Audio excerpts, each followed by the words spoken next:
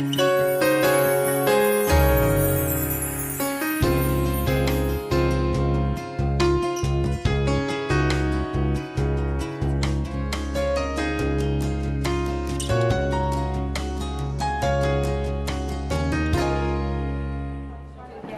I'm Rebecca Harris, and welcome to this edition of Faces and Places.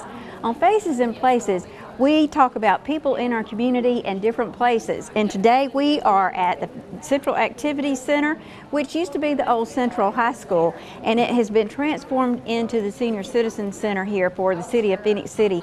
It's an absolutely wonderful facility, and it's used for so many different things. And today it's being used for the kickoff for the Relay for Life campaign. And my familiar face that I have, we see Miss Dimple Davis everywhere in our community, is a very, very special friend of mine, as well as the chairman of the Relay for Life committee. And we did a little show with her last year, and we featured Sam Beeman, and he's still doing quite well in his recovery. And so many other people in the community have been affected by the work that you guys have done. So right off the bat, I want to say thank you for all the hard work that you do, Dimple. Thank you. You're welcome. In my committee. Okay, so what we want to do is let everybody get to know you just a little bit. So tell me how you started getting involved with the fight against cancer. Well, I lost my very best friend at a very early age. She had just had a baby and was diagnosed with breast cancer. And I vowed then that, you know, I was going to do whatever I could to help end cancer, and that's what we're in the business to do. We're trying to find a cure.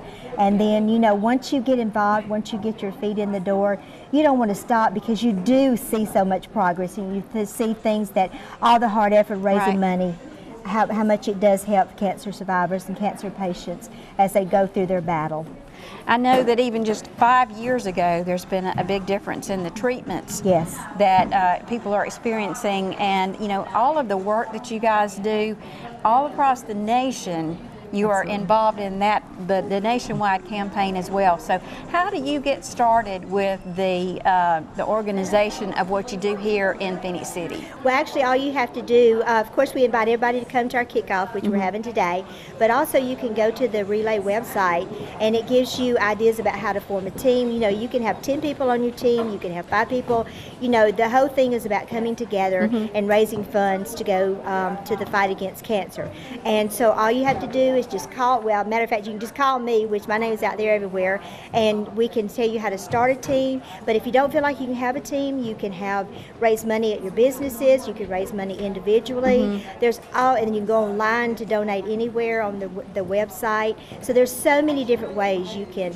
And the other way is come and support us. You may not be somebody that feels like they can join in and do that, but you know, when we have our relay, when we have events, when you hear about other organizations and teams raising money, whatever, food drives, hot dog sales, all that kind of stuff, then all you have to do is go and support that. So, you know, there's no excuse for nobody not joining in on the fight against cancer. And even though it's a very, very serious subject, you guys have so much fun. So today, while we're here at the Central Activity Center, I want to let you tell us a little bit about what this is all about. What is this little costume about? Well, I am actually the mayor of Munchkinland. And on my platform, when I ran for mayor, I challenged the community who voted me in that, hey, this is the year we're ending cancer, but what you need to do is, which is what our theme is, find heart, find courage, find a cure. And so that's the challenge to the whole community, to all the folks that are going to be here today. And so we're from Wizard of Oz, and I think that we've done an absolutely outstanding job of decorating and having our theme. But I am the mayor, so I will be telling them, you know, what to do. That's so funny. Last year, I think that you did the whole thing about the Dr. Seuss thing. Dr. Seuss, yes, I was Dr. Seuss last year. And all of the foods and all the table decorations and everything had to do with Whoville. So this year it's all about the Wizard of Oz. It is. I mean, we have some very unusual food over there, so you need to sample a little bit of everything.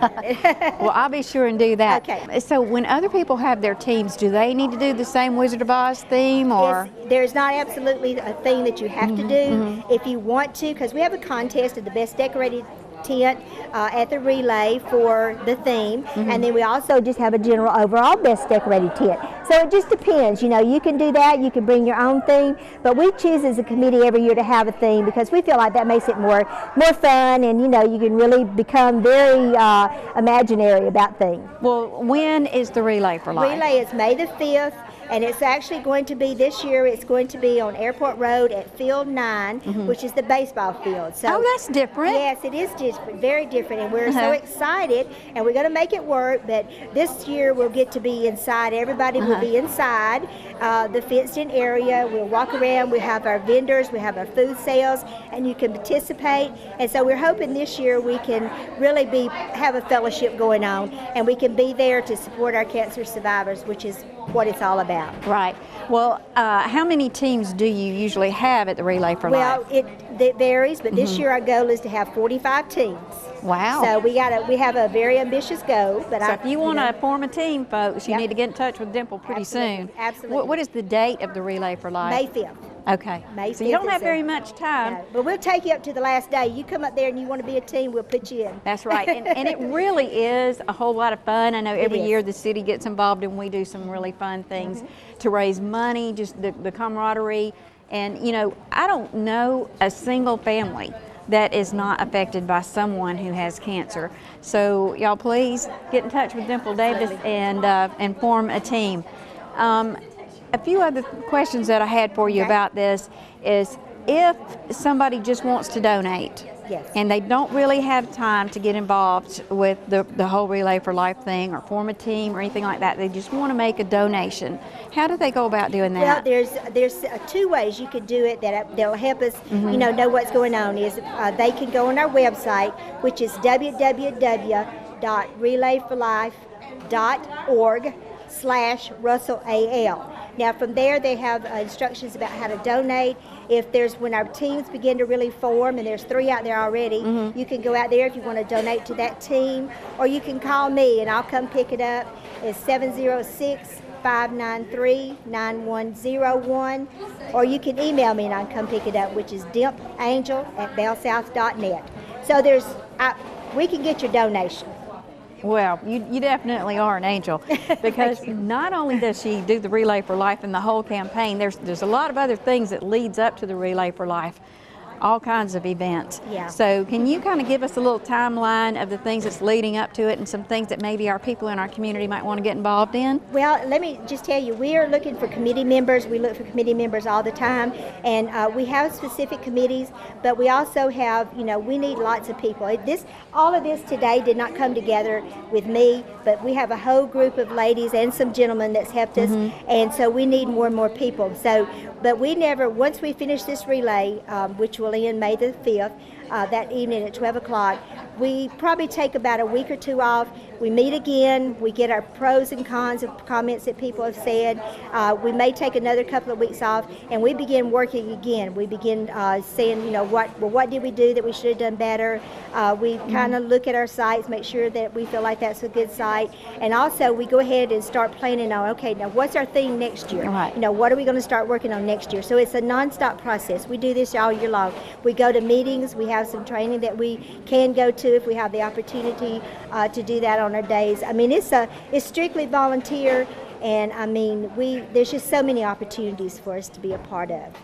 Well, I know some of the things that you do is the Power of Purple. Yeah, we have actually this year, the ACS, American Cancer Society, is starting a new campaign. It's going to be called Power of Purple Month, and we're going to try to get the whole community involved this year. Last year, we had the Men in Purple campaign, and we raised quite a few $1,000s in that campaign. But this what year, was that campaign? It was men for the whole month of April. They wore purple, either a tie or a bracelet or something like that, and they raised funds. Well, that's interesting, because usually you see women doing it wearing pink. Right. Well, this past year we did Men in Purple. Oh, cool. Because see, purple is the color of all cancers. Right. It represents all cancers. Men, women, we're going to get you involved. So be looking for us, because out of all the committee members and myself, somebody will be knocking at your door. Well, that's very exciting. Thank you. Are there any other events that's leading up to it? Well, we do have some of our teams that raise money all year long. They have little cans sitting around, so if you ever see one of the little purple cans that says Relay for Life or whatever, we take change. We have some other businesses that take donations all year long, or they have bake sales. So we have different things from different groups that actually relay all the time. So, you know, there's no time we don't take donations. That's right, because I never will forget you saying last year that there's no time where people don't have to fight against cancer. There's not. So we have things going on all year long, and then in October, you know, the city does the Paint the Town Pink campaign. We put the big pink ribbons out on Broad Street, and you know, we have people right here in our community that are our neighbors, our friends, our family, and they're fighting cancer. Yes, and in fact, we just found out somebody that's very, very close to us has it. So I want to thank you and everybody that's here today for all the effort that you put into this, because I know you work on this 24 hours a day. Just about. Just about. And I know you need to get on with your program, and you have a special speaker coming in today. Who is this that's coming in? She's actually coming in from Auburn. Her name is Carla Teal, and she actually is a member of the Heroes of Hope. And these are cancer survivors that will go out. They're willing to volunteer, and they get appointed to this Heroes of Hope, and they come out and they're willing to tell their story. And you know, the other thing about Relay for Life too, not only does it go for research, but it also goes for helping with supplies, good feel-good programs in our Hope Lodge. And I encourage everybody to go out there and look up Hope Lodge, and it's a free providing place for cancer patients to reside in their caretaker. So, but Carla's a member of the Heroes of Hope, and we're so excited about having her with us because we've not had one before. So we can't wait to hear her story. Well, that's great. I know you also have some survivors that are going to be here today. Yes, we've invited. We sent out invitations to our survivors too. So we're hoping today we have some of our teams from last year represented. We hope we get some people. I know I have one lady that's already formed a team, and she's a new one, and she's coming today.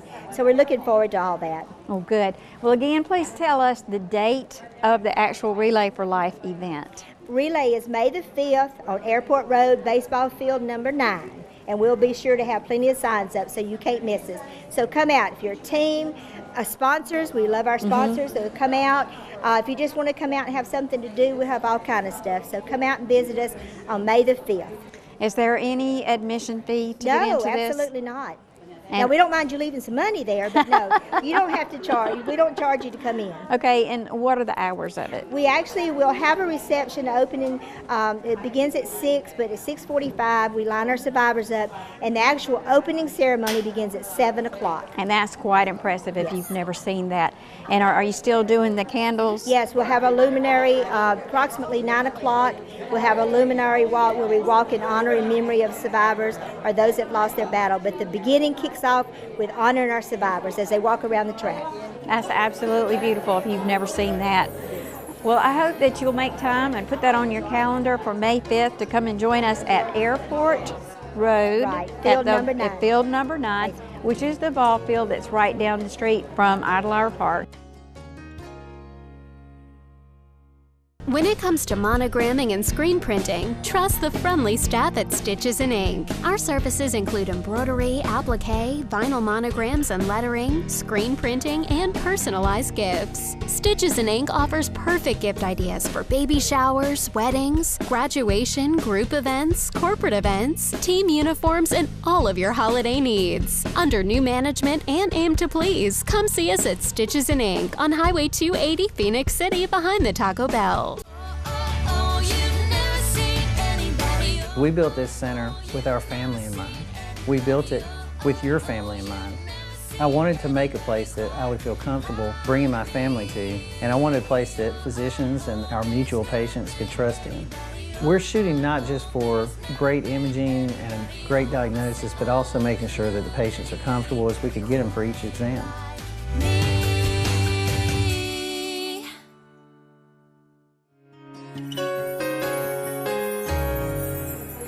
Welcome back to this edition of Faces and Places. Today we are at the Central Activity Center at the Relay for Life Kickoff. And one of the most exciting things about our fight against cancer is that we have survivors. And I just met one, and her name is Carla Teal. She's here with us from Dadeville, Alabama, and she is a professor at Auburn University. And Carla, if you don't mind, would you please tell us your story? Sure. I'm a two-time breast cancer survivor. I was first diagnosed in 2006 and then again in 2009, both by self-exams. So self-exams are so important. Had chemo the first time with a double mastectomy and then radiation the second time.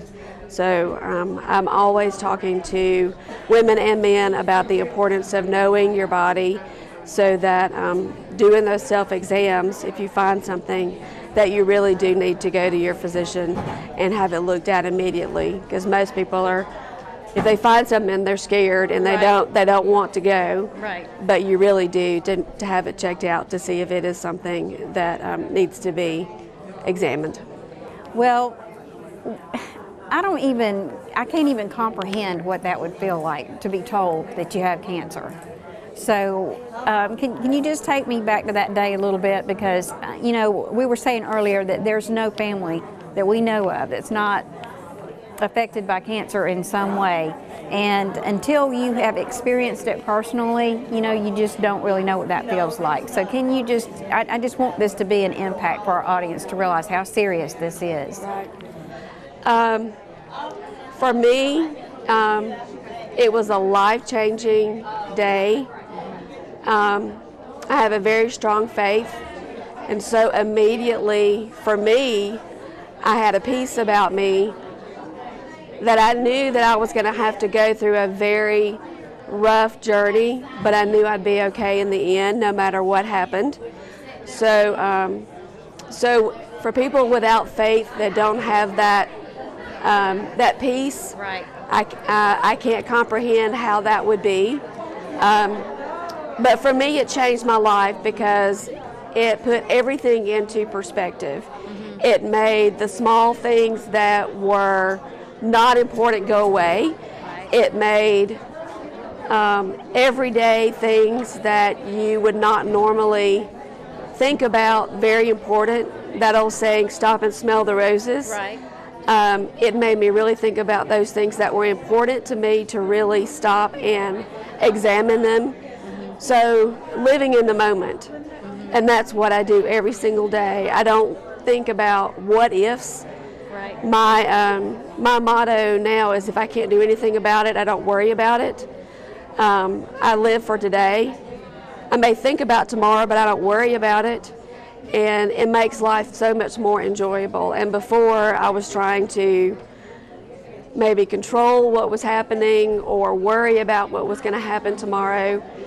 And that's just a waste of time, because we don't have control over that. And so, like I said, it just totally changed my life for the better. And so I live for the moment. I do things now that I would normally have put off. And so I have that bucket list. And I'm marking things off on that bucket list all the time now, and just enjoying life, because we're not guaranteed tomorrow or the next breath that we take. And so I really am just taking everything in and enjoying every single moment. Well, that's so inspiring. Thank you so much for sharing that with us. Absolutely. And I'm so glad that you had such a wonderful outcome with it. I know, you know, some people are not. They don't have that outcome. No. I had an aunt that passed away from breast cancer, and it was horrific. Yes. But if you could just share with us, when your treatment first started, how did the Cancer Society help you from the beginning of your treatment until now? Oh, wow. A week after I started chemotherapy, I had a Reach to Recovery volunteer that called me and said, I'm here for you. If you have any questions, or just a shoulder to cry on, to vent to. And she was my angel on earth, because I really did call her all the time. If I had a question, I picked up the phone and she was there for me all the time. And then I went to a Look Good, Feel Better